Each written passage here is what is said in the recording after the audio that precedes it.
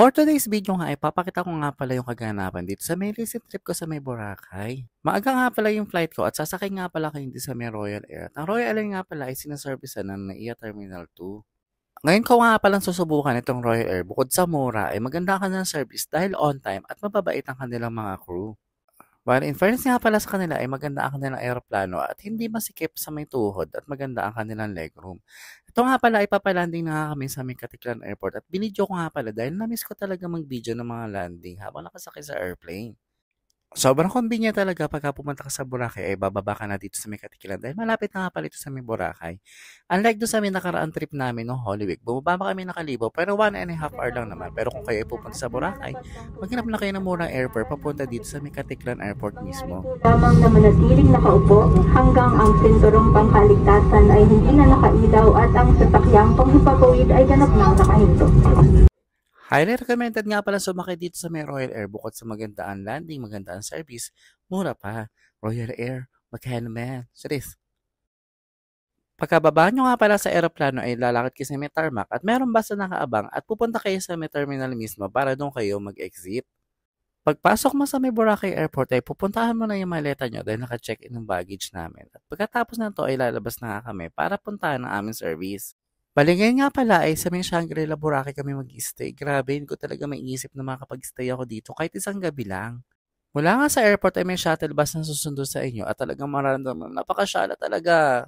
Bali pag nagbuka pala kayo sa may Shangri-La, kasama na nga itong service na to at pupunta kayo sa may mismong terminal dahil meron nga pala sariling terminal ang Shangri-La dun sa may Jettyport. Sa pagsundo pa lang talaga ng staff dito sa may airport ay talagang mararamdaman mo na ang napaka-warm na kanilang hospitality at napakagandang service at sa paniguradong ma-enjoy mo ang stay mo dito sa may Shangri-La Boracay. Sandali nga lang pala yung pag-iintay nyo dito sa may terminal at maya-maya ay tatawagin na kayo ng mga staff para sumakay sa may speedboat papunta sa may Shangri-La Boracay mismo. Ang kagandahan na to ay hindi mo na kailangan sumakay ng mga van or mga bus papunta sa may resort mo dahil dito mismo sa may speedboat ay hahatid ka na mismo sa may pinaka Shangri-La Boracay. Grabe talaga dati nakikita ko lang yung speedboat ng Shangri-La may nakasulat na may Diwata pero ngayon nakasakay na ako talaga naman napakasarap ng experience na sumakay dito sa may speedboat. Bali nga pala yung speedboat ay dadaan dito sa may harap ng White Beach kaya makikita mo mula Station 3 hanggang Station 1. Bale, ito nga pala itsura ng White Beach na nadaanan namin habang kami ay papunta sa may Shangri-La Boracay. Bale, makita nyo nga pala yung babaan ng speedboat at makikita nyo na may nakaabang ng mga drum beater na talaga naman napaka-warm na welcome ng Shangri-La at talaga naman sulit na sulit ang ibabayad mo.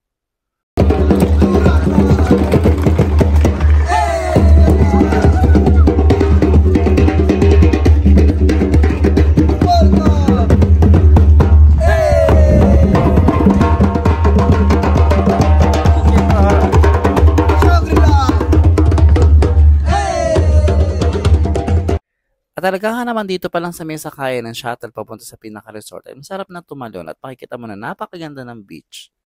At may nag-aantay nga palang buggy papunta din sa may lobby mismo at doon nga ay may mag-entertain sa inyo para hitid kayo sa may room. Beach, this is the sharing beach we call Punta Bunga because Crimson and Moving Pig are beside us.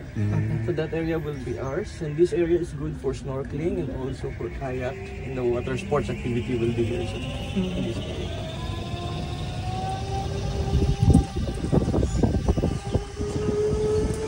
Grabe talaga, hindi ko lubos isipin na makakapag-stay ako dito. Dati kasi papunta sa may Puka Beach ay madadaanan nyo to kung kayo nag-island hopping. At pagbaba nyo nga pala ng buggy ay may sasalubungan sa inyong staff at may mag-entertain na sa inyo at siya magbibigay information about sa inyong check-in.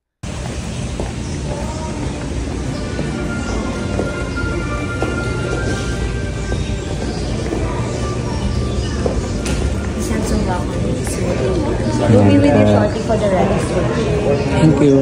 Welcome. Dalan-dalan. At pagkatapos yan nakakapagod na biyahe, ay binigyan nga pala kami ng dalandan juice na talaga naman refreshing at talaga naman napakasarap na ma-welcome ng ganitong paraan. Bali, ang nag-assist nga pala sa amin ay si Miss Joy na talaga naman napakagaling. At nakakatuwa kahit maaga pa nga kami dumating, ay binigyan kami ng early check-in dito sa aming kwarto. Kaya makakapagpahinga kami at makakapag-room tour. Grabe, napakaganda talaga ng kwarto at talagang parang ayaw mo nang lumabas at i-enjoy na lang ang kwarto. Talaga naman napaka-spacious, napaka-comfortable at napaka-aesthetic ng mga kwarto dito sa may Shangri-La. Bale, ito nga pala yung view ng aming balcony. Talagang makikita mo napakadaming puno at nakaka-relax at tanging mga kaluskos ng dahon sa mga puno ang iyong maririnig. Room tour, panoorin nyo na lang. Bale, pagpasok nyo nga, meron nga pala lagayan ng maleta at meron nga palang divider papunta sa may comfort room. Ito ang shower room, ang CR at napakagandang bathtub at may mga lababo at kompleto na rin ng toiletries kaya hindi mo na kailangan magdala ng kung ano-ano papunta dito sa may Shangri-La. Grabe mga guys, iba talaga yung amenities pagka talagang mamahaling hotel ka nag-stay at talagang minsan lang naman to kaya dapat natin sulitin. At makita nga pala natin na marami tayong pwedeng iuwi. Cheers! At pagpasok nyo nga pala dito ay makikita nyo na ang papunta sa may kwarto at sasarado mo lang pala yung pinto na yan pagka gagamitin mo yung CR. Grabe, pagka talaga ganito yung kwarto mo sa may Boracay, parang ayaw mo na umuwi. Kailang hindi talaga pwede dahil mababaon ka sa utang. Cheers!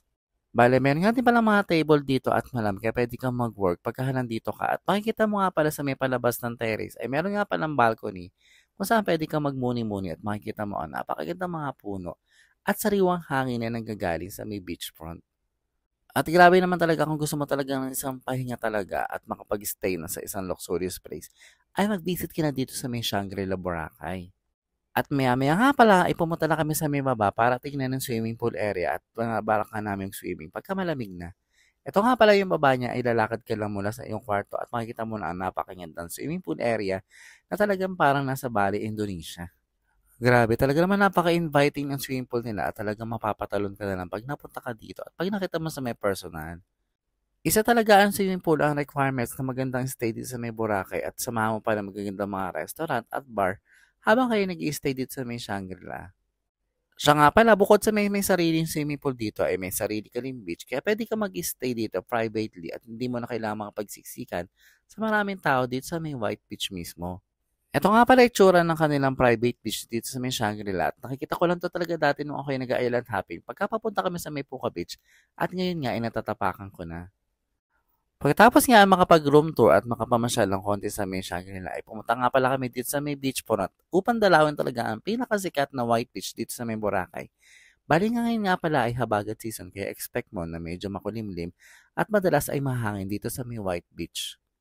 At ayun na nga, ito na nga aking maikling kwento ko. Ano nga ba ang experience mo kung kayo ang mag-i-stay dito sa may Shangri-La Boracay? At sana ay pagpatuloy niyo panoorin na aking mga vlogs dito sa may Boracay. Hanggang dito na lang. Paalam!